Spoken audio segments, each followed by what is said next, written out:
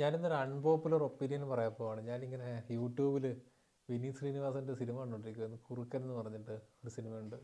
കണ്ടുകൊണ്ടിരുന്നപ്പോൾ പുള്ളി ഒരു അസാമാന്യ അഭിനയ പ്രതിഭയാണ് വിനീത് ശ്രീനിവാസൻ. പക്ഷേ പുള്ളി ഡയറക്റ്റ് ചെയ്ത പടങ്ങളൊന്നും എനിക്കത്ര ഇഷ്ടമല്ല.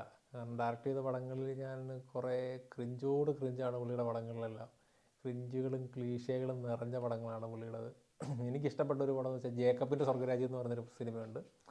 അത് അത്യാവശ്യം കുഴപ്പമില്ലായിരുന്നു. തിര എന്തൊക്കെയോ ചെയ്യാൻ ശ്രമിച്ചിട്ടുണ്ട്, പക്ഷേ അത് വർക്കൗട്ടായില്ലെന്നാണ് ഞാൻ പറയുന്നത്. തിയേറ്റർ ഹിറ്റ് ആണെങ്കിലും പിന്നെ നമ്മുടെ തട്ടത്തിന്മറയത്തും പിന്നെ അതുപോലെ കുറേ പടങ്ങളുണ്ട്. ഇപ്പോൾ ലാസ്റ്റ് വന്ന് മോഹൻലാലിൻ്റെ മകനെ വെച്ചെടുത്ത സിനിമ, പ്രണവിനെ വെച്ചെടുത്ത സിനിമകളാണെങ്കിൽ പോലും അതൊന്നും എല്ലാം ഭയങ്കര ക്ലീഷേഴ്സ് നിറഞ്ഞാണ്. പക്ഷേ പുള്ളിയുടെ ഫിലിമോഗ്രാഫി ഒന്ന് അഭിനയത്തിലൊന്ന് നോക്കിക്കഴിഞ്ഞാൽ അതിഗംഭീര ക്യാരക്ടറാണ് പുള്ളി ചെയ്തേക്കുന്നത്. തണ്ണീർമത്തൻ ദിനങ്ങളിൽ പുള്ളി അഴിഞ്ഞാടുകയാണ് ശരിക്കും പറഞ്ഞു കഴിഞ്ഞാൽ. അതുപോലെ ഇപ്പം ഈ കുറുക്കൻ എന്ന് പറഞ്ഞ സിനിമയ്ക്കകത്ത് അതുപോലെ ഒരു നെഗറ്റീവ് റോൾ ചെയ്തേക്കുന്ന ഒരു സിനിമയുണ്ട്, മുകുന്ദനുണ്ണി അസോസിയേറ്റ്സ്. അതിനകത്ത് ഗംഭീര അഭിനയമാണ്. ഇതുപോലെ പുള്ളിയുടെ ആദ്യ കാലങ്ങളിൽ ചെയ്തൊരു സിനിമ ഞാൻ കണ്ടിട്ടുണ്ട്, സെക്കൻഡ് ക്ലാസ് യാത്ര, എങ്ങനത്തെ ഒരു സിനിമയാണ്. അതിനകത്ത് ഒരു സീരിയസ് വേഷമായിരുന്നു, അതും അടിപൊളിയായിട്ട് ചെയ്തിട്ടുണ്ട്. കോമഡി ചെയ്യും, അതുപോലെ തന്നെ സീരിയസ് വേഷം ചെയ്യും, നെഗറ്റീവ് റോൾ ചെയ്യും.